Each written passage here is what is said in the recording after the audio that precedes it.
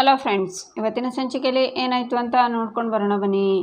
ಅರ್ಜುನ್ ಸೋಫಾದಲ್ಲಿ ಕೂತ್ಕೊಂಡು ಯೋಚನೆ ಮಾಡ್ತಿರ್ತಾನೆ. ಆಗ ಶ್ರೀಮಂತ ಬಂದು, ಅಳಿಮಯ್ಯ ನೋಡಿದ್ಯಾ ನನ್ನ ಮಗಳನ್ನ, ಮಾವನ ಕಂಡ್ರೆ ಅದೆಷ್ಟು ಪ್ರೀತಿ ತೋರಿಸ್ತಾಳೆ ಅಂತಾನೆ.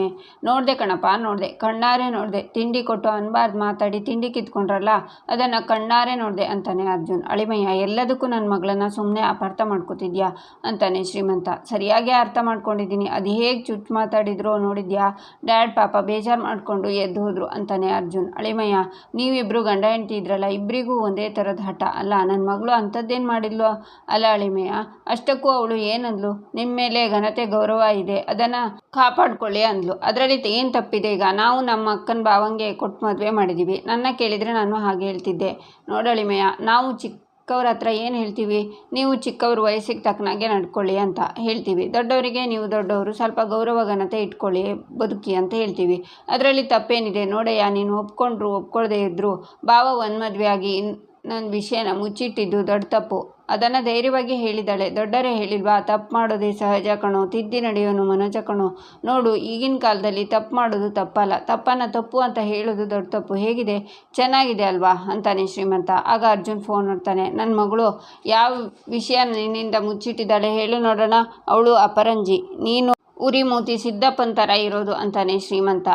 ಮಾವ ಮಾತಾಡಿದ್ದು ಸಾಕು, ನಮ್ಮನೆ ಮೊದಲಿನ ಥರ ಯಾವಾಗ ಆಗುತ್ತೋ ಏನೋ. ಓಕೆ, ನನಗೆ ಕೆಲಸ ಇದೆ ಅಂತ ಅರ್ಜುನ್ ಹೋಗ್ತಾನೆ.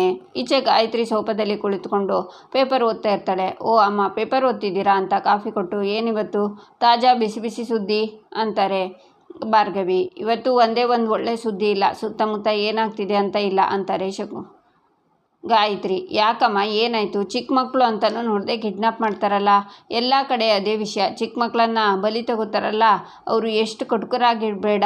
ಅದ್ಯಾರೋ ಕಾಳಿ ಅನ್ನೋರು ಕಾಪಾಡೋಕ್ಕೆ ಹೋದ್ಲಂತೆ, ಆದರೆ ಅವಳ ಕೈಲಿ ಏನೂ ಆಗಿಲ್ವಂತೆ. ಬಂದ ಹೊಸದರಲ್ಲಿ ಒಂದೆರಡು ಒಳ್ಳೆ ಕೆಲಸ ಮಾಡಿದ್ದಾಳೆ, ನಾನು ಪೇಪರಲ್ಲಿ ಓದಿದ್ದೀನಿ. ಆದರೆ ಈಗ ಮುಖಕ್ಕೆ ಬಟ್ಟೆ ಕಟ್ಕೊಂಡಿರೋ ಹಾಗೆ ಕಣ್ಣಿಗೂ ಬಟ್ಟೆ ಕಟ್ಕೊಂಡಿರಬೇಕು. ಜನರಿಗೆ ಕಾಳಿ ಮೇಲೆ ಇದ್ದಿದ್ದ ನಂಬಿಕೆನೇ ಹೋಗ್ತಿದೆ. ಪಾಪ ಆ ಕಾಳಿ ತಾನೇ ಏನು ಮಾಡ್ತಾಳೆ, ಆ ಮಕ್ಕಳು ಕಳ್ಳರು ತುಂಬ ಬುದ್ಧಿವಂತರು ಅಂತಾಳೆ ಗಾಯತ್ರಿ. ಅಮ್ಮ, ಅದನ್ನು ಬುದ್ಧಿವಂತಿಕೆ ಅನ್ನಲ್ಲ, ನೀಚತನ ಅಂತಾರೆ ಅಂತಾಳೆ ಭಾರ್ಗವಿ. ನೀನೇ ಕಾಳಿ ಜಾಗದಲ್ಲಿ ಇದ್ದಿದ್ರೆ ಏನು ಮಾಡ್ತಿದ್ದೆ ಅಂತಾರೆ ಗಾಯತ್ರಿ. ಕೈ ಕಟ್ಟಿ ಸುಮ್ಮನೆ ಕೂರ್ತಾ ಇರಲಿಲ್ಲ ಅಮ್ಮ, ಮತ್ತೆ ಮತ್ತೆ ಪ್ರಯತ್ನ ಮಾಡ್ತಾನೆ ಇರ್ತಿದ್ದೆ, ಆಗ ನೀಚರನ್ನು ಹುಡುಕ್ತಿದ್ದೆ ಅಂತಾಳೆ ಭಾರ್ಗವಿ. ಆಗ ಶಕುಂತಲೆ ಬಂದು, ನೀನೇನು ಮಾಡೋಕ್ಕೆ ಹೊರಟಿದ್ದೆ ಭಾರ್ಗವಿ, ನೀನು ತಿಳುವಳಿಕೆ ಇರೋಳು ಅಂದ್ಕೊಂಡಿದ್ದೆ, ಆದರೆ ನೀನು ಹೀಗೆ ದುಡ್ಕಿ ಬಿಟ್ಟಿಯಲ್ಲ ಅಂತಾರೆ. ಯಾಕೆ ಬೈತೀರಾ ಅತ್ತೆ, ಅವಳು ಏನು ಮಾಡಿದ್ಲು ಅಂತಾರೆ ಗಾಯತ್ರಿ. ಸಾಕು ಸುಮ್ಮನಿರು ಗಾಯತ್ರಿ, ಇದೆಲ್ಲ ಆಗ್ತಾ ಇರೋದು ನಿನ್ನಿಂದನೇ. ಕೂತು ಮಾತಾಡೋ ವಿಷಯಕ್ಕೆ ಕೋರ್ಟ್ವರೆಗೆ ಹೋಗೋ ಅವಶ್ಯಕತೆ ಏನಿದೆ ಅಂತಾರೆ ಶಕುಂತಲ. ಅಜ್ಜಿ, ಇಲ್ಲಿ ಕೂತು ಮಾತಾಡೋ ತಾಳ್ಮೆ ಯಾರಿಗಿದೆ ಹೇಳಿ? ತನ್ನ ತಪ್ಪನ್ನು ಬೇರೆಯವ್ರ ಮೇಲೆ ಹೊರಿಸ್ತಿದ್ದಾರೆ ಹೊರತು ತಾನು ಮಾಡಿದ ತಪ್ಪನ್ನು ಒಪ್ಕೋತಿಲ್ಲ ಅಂತಾಳೆ ಭಾರ್ಗವಿ. ನಾನು ನ್ಯಾಯ ಕೇಳಿದ್ದೆ ತಪ್ಪಾಯ್ತಾ ಅತ್ತೆ? ನಾನು ಹೇಳ್ತಿರೋದು ಸತ್ಯ ಅಲ್ಲ ಅಂತ ಅನ್ನಿಸ್ತಿದ್ಯಾ? ನೀವೇ ನನ್ನ ನಂಬದೇ ಇದ್ದರೆ ಬೇಜಾರಾಗುತ್ತೆ ಅತ್ತೆ ಅಂತಾಳೆ ಗಾಯತ್ರಿ.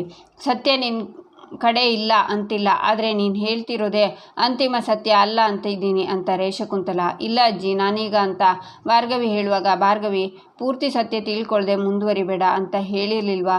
ಈಗ ನೋಡಿದರೆ ನೀನೇ ಕೇಸ್ ಹಾಕೋಕ್ಕೆ ಹೊರಟಿದ್ಯಾ, ನೀನೇ ಈ ಮನೆನ ಮುರಿದು ಎಲ್ಲರನ್ನ ದೂರ ಮಾಡ್ತಿದ್ಯಾ. ಈ ಮನೆಗೆ ಹಚ್ಚಿರೋ ಬೆಂಕಿ ಮುಂದೊಂದು ದಿನ ನಿನ್ನನ್ನೇ ಸುಡೋ ಬದಲು ಎಚ್ಚೆತ್ಕೋ ಭಾರ್ಗವಿ ಅಂತಾರೆ ಶಕುಂತಲ. ನನ್ನ ಮಾತು ಕೇಳಿ ಅಜ್ಜಿ ಅಂತಾಳೆ ಭಾರ್ಗವಿ. ಸಾಕು ಭಾರ್ಗವಿ, ಏನೂ ಮಾತಾಡಬೇಡ ಅಂತ ಶಕುಂತಲ ಹೋಗ್ತಾರೆ. ನೀನು ನನ್ನ ಪರ ನಿಂತಿದ್ದಕ್ಕೆ ಈ ಮನೆನ ಮುರಿತಿದ್ಯಾ ಅನ್ನೋ ಪಟ್ಟ ಬಂದ್ಬಿಡ್ತಲ್ಲಮ್ಮ. ನೀನು ಈ ಮನೆಯವರಿಂದ ದೂರ ಆಗ್ತಾ ಇರೋದನ್ನು ನೋಡೋದಕ್ಕೆ ನನ್ನ ಕೈಲಿ ಆಗ್ತಿಲ್ಲ. ನಾನು ಕೇಳ್ತಾ ಇರೋ ನ್ಯಾಯದಿಂದ ಬೇರೆಯವರಿಗೆ ತೊಂದರೆ ಆಗದೆ ಇರಲಿ ಅನ್ನೋಳು ನಾನು. ನ್ಯಾಯ ಕೊಡ್ಸೋಕ್ಕೆ ಹೊರಟಿರೋ ನಿನಗೇನೇ ತೊಂದರೆ ಆದರೆ ನಾನು ಹೇಗೆ ಸಹಿಸಲಿ? ಬೇಡ ಭಾರ್ಗವಿ, ಇದನ್ನೆಲ್ಲ ಇಲ್ಲಿಗೆ ಬಿಟ್ಟು ಬಿಡೋಣ ಅಂತಾರೆ ಗಾಯತ್ರಿ. ಈ ನೋವೆಲ್ಲ ನನಗೆ ಹೊಸದಲ್ಲಮ್ಮ, ಕಣ್ಣು ಮುಂದೆ ಒಬ್ಬರಿಗೆ ಅನ್ಯಾಯ ಆಗ್ತಿದ್ರೆ ಆ ನೋವನ್ನೆಲ್ಲ ಸಹಿಸ್ಕೊಂಡು ನನಗೆ ಇರೋಕ್ಕಾಗಲ್ಲಮ್ಮ, ಕಷ್ಟ ಆಗುತ್ತೆ. ನೋಡಿ ಅಮ್ಮ, ನೀವೇನು ತಲೆ ಕೆಡಿಸ್ಕೋಬೇಡಿ. ಅಜ್ಜಿ ಬಗ್ಗೆ ನನಗೆ ಗೊತ್ತು, ಅವರಿಗೆ ಸತ್ಯ ಏನು ಅಂತ ಗೊತ್ತಾದ ಮೇಲೆ ಅವರೇ ಸಮಾಧಾನ ಮಾಡ್ಕೋತಾರೆ. ನನ್ನ ಪ್ರಯತ್ನ ನಾನು ಬಿಡಲ್ಲಮ್ಮ ಅಂತಾಳೆ ಭಾರ್ಗವಿ. ಅದು ಯಾವ ಜನ್ಮದಲ್ಲಿ ನನ್ನ ಮಗಳಾಗಿದೆಯೋ ಈ ಜನ್ಮದಲ್ಲಿ ನನಗೆ ಹೀಗೆ ಉಪಕಾರ ಮಾಡ್ತಿದ್ಯಾ. ಸಮಾಜಕ್ಕೋಸ್ಕರ ಹೋರಾಡ್ತಾ ಇರುವ ಕಾಳಿ ಮನೆಯವರನ್ನು ಎದುರು ಹಾಕ್ಕೊಂಡು ಹೋರಾಡ್ತಾ ಇರೋ ನೀವಿಬ್ಬರು ಒಂದೇ ತರಹ ಅನ್ನಿಸ್ತಾ ಇದೆ. ನೀನು ಇಷ್ಟೊಂದು ನಿಯತ್ತಾಗಿದ್ದರೂ ಜನ ನಿನ್ನ ಅನುಮಾನ ಪಡ್ತಿದ್ದಾರಲ್ಲ, ಇದೆಲ್ಲ ಶುರುವಾಗಿದ್ದು ನನ್ನಿಂದ. ದಯವಿಟ್ಟು ನನ್ನ ಕ್ಷಮಿಸ್ಬಿಡಮ್ಮ ಅಂತಾರೆ ಗಾಯತ್ರಿ. ಈಚೆ ಬೃಂದ ಸೋಫಾದಲ್ಲಿ ಕೂತಿರ್ತಾಳೆ. ಮಹಾರಾಣಿಗೆ ಕುಡಿಯೋಕೆ ತಿನ್ನೋಕೆ ಏನಾದರೂ ತಂದುಕೊಡ್ಲಾ ಅಂತಾಳೆ ಸಾಕ್ಷಿ. ತಿನ್ನೋಕೇನೂ ಬೇಡ, ಒಂದು ಲೋಟ ಹಾಲು ತಂದುಕೊಡ್ತೀರಾ ಅತ್ತೆ ಅಂತಾಳೆ ಬೃಂದ. ನಿನಗಿಲ್ಲಿ ಆಟ, ನಮಗೆ ಪ್ರಾಣ ಸಂಕಟ, ಯಾಕೆ ಹೀಗಾಡ್ತಿದ್ಯಾ ಅಂತಾಳೆ ಸಾಕ್ಷಿ. ಚಿಕ್ಕತ್ತೆ, ಸ್ವಲ್ಪ ಸಮಾಧಾನ ಮಾಡ್ಕೊಳ್ಳಿ, ಕೂತ್ಕೊಳ್ಳಿ ಅಂತ ಕೂರಿಸಿ ಅವಳಿಗೆ ಒಂದು ಆ್ಯಪಲ್ ಕೊಟ್ಟು, ಹೀಗೆ ಹೇಳಿ ಏನು ನಿಮ್ಮ ಪ್ರಾಬ್ಲಮ್ಮು ಅಂತಾಳೆ ಭಾರ್ಗವಿ. ಆ ಭಾರ್ಗವಿಗೆ ಎಷ್ಟು ಅವಮಾನ ಮಾಡಿದ್ರು ಇಲ್ಲಿಂದ ಜಾಗ ಖಾಲಿ ಮಾಡ್ತಾನೆ ಇಲ್ವಲ್ಲ ಬೃಂದ. ಅದೇನೋ ಹೇಳ್ತಾರಲ್ಲ ಏಕ ನಕ್ಷತ್ರ ಅತ್ತೆ ಸೊಸೆಗೆ ಬರಲ್ಲ ಅಂತ, ಹಾಗೆ ನಂದು ಅವಳದ್ದು ಒಂದೇ ನಕ್ಷತ್ರ ಅನಿಸುತ್ತೆ. ಅದೇ ಪ್ರಾಬ್ಲಮ್ಮು. ನೀನು ಅವಳು ಆಚೆ ಕಳಿಸ್ತೀನಿ ಅಂತ ಬರೀ ಮಾತಲ್ಲೇ ಹೇಳ್ತೀಯ. ಅಂದರೆ ಅವಳನ್ನು ಮನೆಯಿಂದ ಆಚೆ ಕಳ್ಸೋಕೆ ಏನಾದರೂ ಪ್ಲ್ಯಾನ್ ಮಾಡು ಅಂದೆ. ಅಷ್ಟಕ್ಕೆ ಇಷ್ಟಲ್ಲೇ ಕೆಡ್ಸ್ಕೊಂಡಿದ್ದೀರಾ ಚಿಕ್ಕತ್ತೆ. ಆ ಭಾರ್ಗವಿ ಈಗ ಹಲ್ಕಿತ್ತಿರೋ ಹಾವಿನ ಥರ. ಲಾಯರ್ ಹೌದು, ಆದರೆ ಕೋರ್ಟ್ಗೆ ಹೋಗಲ್ಲ. ಮದುವೆ ಆಗಿದೆ, ಆದರೆ ಗಂಡನ ಸಪೋರ್ಟ್ ಇಲ್ಲ. ಈ ಮನೇಲಿದ್ದಾಳೆ, ಆದರೆ ಈ ಮನೇಲಿ ಯಾರಿಗೂ ಅವಳನ್ನು ಕಂಡ್ರೆ ಆಗೋದೇ ಇಲ್ಲ. ಈ ಮನೆಗೆ ಆದರ್ಶ ಸೊಸೆ ಅವಳ ಪಟ್ಟ ಸಿಗಬೇಕು ಅಂತ ಓಡಾಡ್ತಿದ್ದಾಳೆ, ಆದರೆ ಮನೆ ಹಾಳೆ ಅನ್ನೋ ಪಟ್ಟ ಸಿಕ್ಕಿದೆ. ಇದನ್ನು ನೋಡಿ ಸ್ವಲ್ಪ ದಿನ ಮಜಾ ತಗೊಳ್ಳೋಣ ಅಂತಾಳೆ ಬೃಂದ. ಅರ್ಜುನಿಗೆ ಭಾರ್ಗವಿ ಮೇಲೆ ಆಲ್ರೆಡಿ ಅಸಮಾಧಾನ ಶುರುವಾಗಿದೆ, ಆದರೆ ಅವನು ಇಷ್ಟಕ್ಕೆಲ್ಲ ಅವಳನ್ನು ಬಿಟ್ಬಿಡ್ತಾನೆ ಅನ್ನಿಸ್ತಿಲ್ಲ ಬೃಂದ. ಏನೇ ಇದ್ರೂ ಇಬ್ಬರು ಕೂತ್ಕೊಂಡು ಬಗೆಹರಿಸ್ಕೊಳ್ತಾರೆ.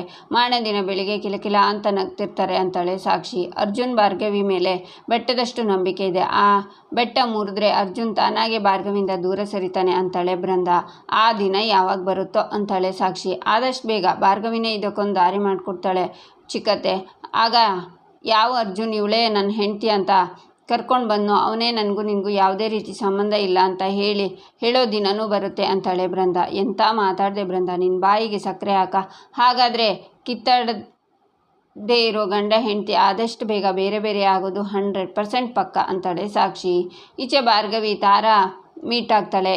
ನಾವು ಈ ಥರ ಸೋಲ್ತಾ ಇರೋದು ಸಿಂಧೂರಿ ಮೇಡಮ್ಗೆ ಬೇಜಾರಾಗಿದೆ ಭಾರ್ಗವಿ. ಪ್ರತಿ ಸಲ ಗಂಗಾ ನಮ್ಮಿಂದ 2 ಹೆಜ್ಜೆ ಮುಂದಿಡ್ತಾಳೆ. ಇಡೀ ಡಿಪಾರ್ಟ್ಮೆಂಟ್ ಕಣ್ಣು ನಮ್ಮ ಮುಂದೆ ಇದೆ. ಇನ್ನೂ ಸುಮ್ಮನಿದ್ರೆ ನಮ್ಮ ಆಪರೇಷನ್ ಕ್ಯಾನ್ಸಲ್ ಮಾಡಿ ಅಂತಾಳೆ ತಾರಾ. ಪರಿಸ್ಥಿತಿ ಅದೆಷ್ಟು ಗಂಭೀರ ಆಗಿದೆ ಅಂತ ನನಗೆ ಅರ್ಥ ಆಗ್ತಿದೆ ತಾರಾ ಅಂತಾಳೆ ಭಾರ್ಗವಿ. ಆಗ ಅರ್ಜುನ್ ಅಡ್ಡ ನಿಂತ್ಕೊಂಡು ಇವರನ್ನೇ ನೋಡ್ತಿರ್ತಾನೆ. ಇಷ್ಟು ದಿನ ನಾನು ಹಾಕ್ತಾ ಇದ್ದಿದ್ದು ಶ್ರಮ ಎಲ್ಲ ವ್ಯರ್ಥ ಆಗ್ತಿತ್ತು. ಕಾರಣನೂ ಗೊತ್ತಾಗದೆ ಮುಂದೆ ಏನು ಮಾಡಬೇಕು ಅಂತ ತೋಚ್ತಾನೂ ಇರಲಿಲ್ಲ. ಆದರೆ ಇನ್ಮೇಲೆ ಹಾಗಾಗಲ್ಲ. ಅದೆಷ್ಟು ವರ್ಷಗಳಿಂದ ಅಪ್ಪ ಕಂಡಂಥ ಕನಸು, ಅವ್ರು ಹಾಕಿರೋ ಶ್ರಮ ಇದ್ಯಾವುದೂ ವ್ಯರ್ಥ ಆಗಬಾರ್ದು. ಅದಕ್ಕೆ ಈ ಸಲ ಹೊಸದಾಗಿ ಪ್ಲ್ಯಾನ್ ಮಾಡಿದ್ದೀನಿ ಅಂತಾಳೆ ಭಾರ್ಗವಿ. ಅಂದರೆ ಗಂಗಾ ಬಗ್ಗೆ ಏನಾದರೂ ಸುಳಿವು ಗೊತ್ತಾಯ್ತಾ ಅಂತಾಳೆ ತಾರಾ. ಹೌದು, ಪ್ರತಿ ಸಲ ನಾವು ಸೋತಾಗಲೂ ನಾವು ಸೋಲ್ತೆ ಅಂತ ಗೆದ್ದು ಬೀಗ್ತಾ ಇದ್ದಾರೆ. ಆದರೆ ನಾವು ಮಾಡ್ತಾ ಇರೋದು ಮುಂದಿನ ದಾರಿಗೆ ತಯಾರಿ ಅಂತ ನಾವು ಅರ್ಥ ಮಾಡಿಸೋಣ. ಈ ಸಲ ಅವರು ಚಾಪೆ ಕೆಳಗಡೆ ನುಗ್ಗಿದ್ರೆ ನಾವು ರಂಗೋಲಿ ಕೆಳಗಡೆ ನುಗ್ಗೋಣ. ಈ ಸಲ ಮಾತ್ರ ಗಂಗಾ ಯಾರು ಅಂತ ಪತ್ತೆ ಹಚ್ಚಲೇಬೇಕು ಅಂತ ಚೀಟಿನ ಕೊಟ್ಟು ಇದನ್ನು ಹೇಗೆ ಓದಬೇಕು ಅಂತ ಗೊತ್ತಲ್ವಾ.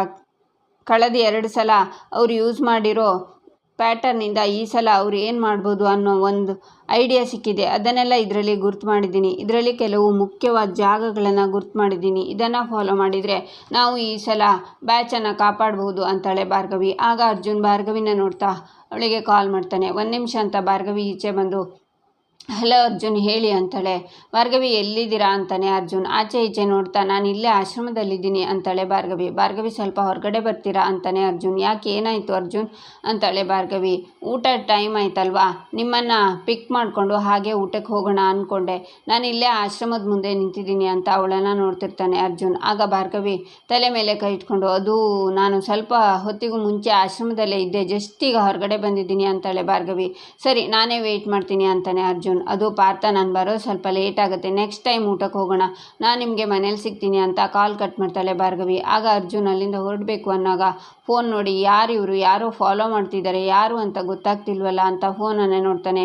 ಈಚೆ ಭಾರ್ಗವಿ ರಾತ್ರಿ ಮರದ ಹತ್ರ ನಿಂತ್ಕೊಂಡು ಒಂದು ಕ್ಯಾಬು ಬರ್ತಿಲ್ಲ, ಒಂದು ಫೋನು ಸಿಗ್ತಿಲ್ವಲ್ಲ, ಏನು ಮಾಡಲಿ, ಇವಾಗ ಟೈಮ್ ಬೇರೆ ಹೋಯ್ತು, ಇವರಿಗೆ ಬೇರೆ ನಾನು ಸಿಗ್ತೀನಿ ಅಂದಿದ್ದೆ, ಏನು ಮಾಡೋದು ಅಂತಲೇ ಗೊತ್ತಾಗ್ತಿಲ್ವಲ್ಲ ದೇವ್ರೆ ಅನ್ನುವಾಗ ಅರ್ಜುನ್ ಗಾಡೀಲಿ ಬರ್ತಾನೆ. ಅವನ್ನ ನೋಡಿ ಪಾರ್ಥ, ನೀವೇನಿಲ್ಲ ಅಂತಾಳೆ ಭಾರ್ಗವಿ. ಕೆಲಸದ ಮೇಲೆ ಹೊರಗಡೆ ಬಂದಿದ್ದೆ, ಕೆಲಸ ಮುಗಿಸ್ಕೊಂಡು ಮನೆಗೆ ಹೊರಟಿದ್ದೆ, ಅಷ್ಟರಲ್ಲಿ ನೀವು ಒಬ್ಬರೇ ನಿಂತಿದ್ದು ನೋಡಿದೆ, ಅದಕ್ಕೆ ಬಂದೆ ಅಂತಾನೆ ಅರ್ಜುನ್. ನೀವು ಬಂದಿದ್ದು ಒಳ್ಳೇದಾಯಿತು ಅಂತಾಳೆ ಭಾರ್ಗವಿ. ಹೌದು ಭಾರ್ಗವಿ, ನೀವೇನಿಲ್ಲ, ಆಶ್ರಮದಿಂದ ಬೇರೆ ಯಾರೂ ಬಂದಿಲ್ವಾ ಅಂತಾನೆ ಅರ್ಜುನ್. ಅದು ನಾನೊಬ್ಬಳೇ ಅಂತಾಳೆ ಭಾರ್ಗವಿ. ನೀವು ಒಬ್ಬರೇ ಬಂದಿದ್ರಾ ಅಂತಾನೆ ಅರ್ಜುನ್. ಹೌದು ಅಂತಾಳೆ ಭಾರ್ಗವಿ. ಯಾಕೆ ಹೀಗೆ ಮಾಡ್ತಿದ್ದೀರಾ ಭಾರ್ಗವಿ, ಮದುವೆಗಿಂತ ಮುಂಚೆ ನೀವು ಮಾಡೋ ಪ್ರತಿಯೊಂದು ಕೆಲಸದಲ್ಲೂ ನಾನು ನಿಮ್ಮ ಜೊತೆ ನಿಲ್ತಿದ್ದೆ, ಸರಿ ತಪ್ಪು ಅನ್ನೋದೇ, ನೀವು ಮಾಡೋದೆಲ್ಲ ಸರಿ ಅನ್ನೋ ಥರ ನಿಮಗೆ ಸಪೋರ್ಟ್ ಮಾಡಿದ್ದೀನಿ. ನೀವು ಮಾಡೋ ಕೆಲಸದಿಂದ ಯಾರಿಗೆ ಒಳ್ಳೆಯದಾಗಲಿ ಅನ್ನೋ ಉದ್ದೇಶ ಇರುತ್ತೆ ಅನ್ನೋದನ್ನು ನಂಬಿದವನು ನಾನು. ಯಾಕೆ ನನ್ನ ಹತ್ರ ಈ ಗುಟ್ಟೆಲ್ಲ, ನಮ್ಮಿಬ್ಬರ ನಡುವೆ ಇರುವ ಅಂತರ ನಿಜವಾಗ್ಲೂ ನನ್ನ ಕಾಡ್ತಿದೆ ಭಾರ್ಗವಿ ಅಂತ ಯೋಚನೆ ಮಾಡ್ತಾನೆ ಅರ್ಜುನ್. ಪಾರ್ಥ, ಇಲ್ಲೇ ಹೋಟೆಲ್ನಲ್ಲಿ ಆವಾಗೆಲ್ಲ ನಾವು ಟೀ ಕುಡಿತಿದ್ವಲ್ಲ, ಅಲ್ಲಿ ಹೋಗಿ ಒಂದು ಕಪ್ ಟೀ ಕುಡಿಯೋಣ ಅಂತಾಳೆ. ಯಾ ಶ್ಯೂರ್, ಗಾಡಿ ಪಾರ್ಕ್ ಮಾಡಿ ಬರ್ತೀನಿ ಅಂತ ಅರ್ಜುನ್ ಹೋಗ್ತಾನೆ. ನಂತರ ಅರ್ಜುನ್ ಭಾರ್ಗವಿ ಹೋಟೆಲ್ಗೆ ಬರ್ತಾರೆ. ನಿಮ್ಮನ್ನು ನೋಡಿ ತುಂಬ ದಿನ ಆಯಿತು, ಈ ಕಡೆ ಬರಲೇ ಇಲ್ಲ, ಟಿ ವಿಲೂ ನೋಡೇ ಇಲ್ಲ ಅಂತಾರೆ ಹೋಟೆಲ್ನವರು. ಅಣ್ಣ, ನಾನೀಗ ಲಾಯರ್ ಕೆಲಸ ಬಿಟ್ಟಿದ್ದೀನಿ, ಅಂದಹಾಗೆ ಇವರು ನಿಮಗೆ ಗೊತ್ತಿರಬೇಕಲ್ವಾ ಅಂತಾಳೆ ಭಾರ್ಗವಿ. ಚೆನ್ನಾಗಿ ನೆನಪಿದೆ ಅಂತಾರೆ.